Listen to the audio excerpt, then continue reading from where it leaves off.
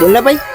હા આપણે આટલી પરીક્ષા લી પણ કહે મેર પડતો નહીં. મને લાગે આપણા નસીબમાં આ જ લખેલું હોય, આ ખેતીનું જ કોમ.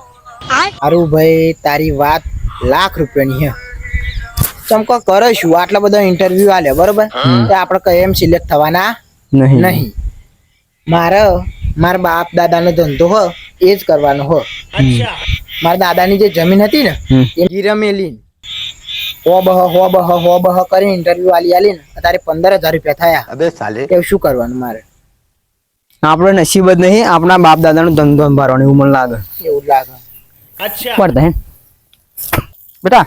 હા $100 15 દાડા થયા બરોબર.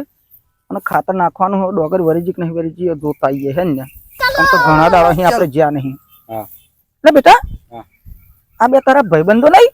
હોવા તમારા હારે ભણવા આવતીલા. તારા હારે જ ભણવાતા હતા ને? હોવા તે તું તો એમ કહેતો કે આવા તો ઇન્ટરવ્યુ આલવા જેલા ને એમને 100% નોકરી મળી જવાની છે એમને તો કહેતો તું? હોવા હે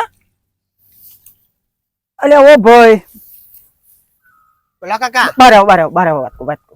આવો કાકા બોલાવ જઈએ. આવો આવો. હાશ अभी मजा आएगा ना भिड़ो. આ પેલો મેહુલ કે હે જ ને? હોવા હોવા અને આપણા ભાઈ નામ શું? આ તો ઘણા ટાઈમ મળે એટલે મને તો ભૂલી જવાય. રાકેશ. અબે સાલે તે આ મારો છોકરો તેમ કહેતો કે આવો બીએસએફ ની ભરતી માં ગયેલો તો કે 9.99% માર્ક્સ આયા, मैं गाली તારા 85% માર્ક્સ આયા બરોબર. તો પછી તમે નોકરી નહીં અહીં શું કરો હલ્યા? सिस्टम पार देंगे.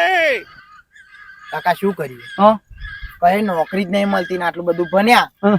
પણ કઈ સિલેક્ટ જ ના થયા ને અમે. अच्छा કઈ સિલેક્ટ જ ના ના થયા. થયા તે પછી શું કરીએ? અમારો જે બાપ દાદાનો ધંધો હ હા. એને અમે સંભાળીએ. અલ્યા હારું થયું તે આવો એ કોલેજમાં જવાનો હતો તે એમ કહેતો કે મારે ફી ભરવાની છે તે મને પૈસા આલો. તો મેં કીધું આ 2 દાડા પછી મારે પેલો દૂધનો પગાર થવાનો તે મેં દૂધનો પગાર થાય એટલે ઓની ફી ભરી દઉં બરાબર. ભાઈ બેટા સમજી જા, આ બધું રવા દે.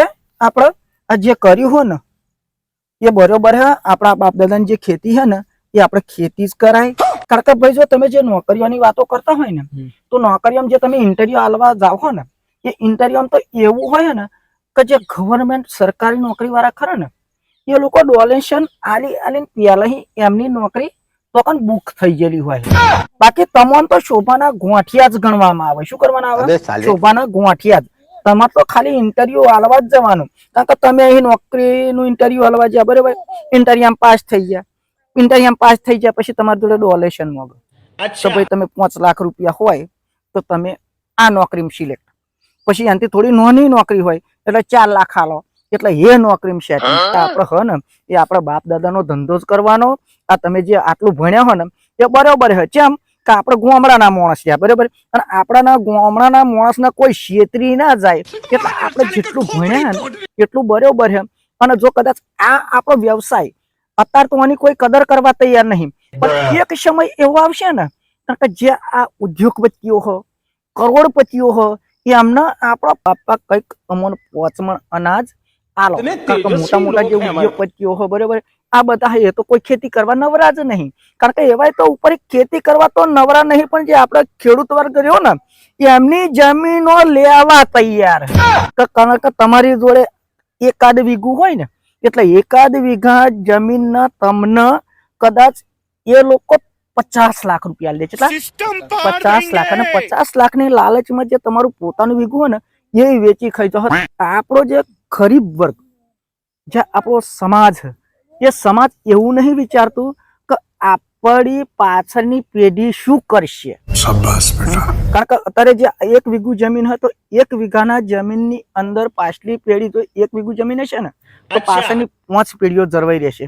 કારણ કે અત્યારે તો આપણને જ નોકરી ના મળતી હોય બરાબર, અને તમે આ કદાચ 1 વીઘું હોય એ તમે વેચી ખાઈ ગયા તો તમારી પાછળની પ્રજા શું કરશે?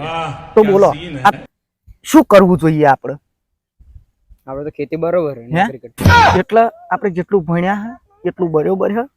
આપણે જે ખેડૂત પુત્ર છીએ, આપણો ખેતી પ્રધાન દેશ છે એટલે આપણે ખેડૂત છીએ ને ખેતી કરવાની છે.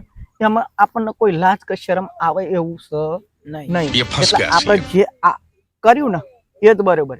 એટલે આપણે બધાને થઈને એક જ નારો કે કિસાન જિંદાબાદ.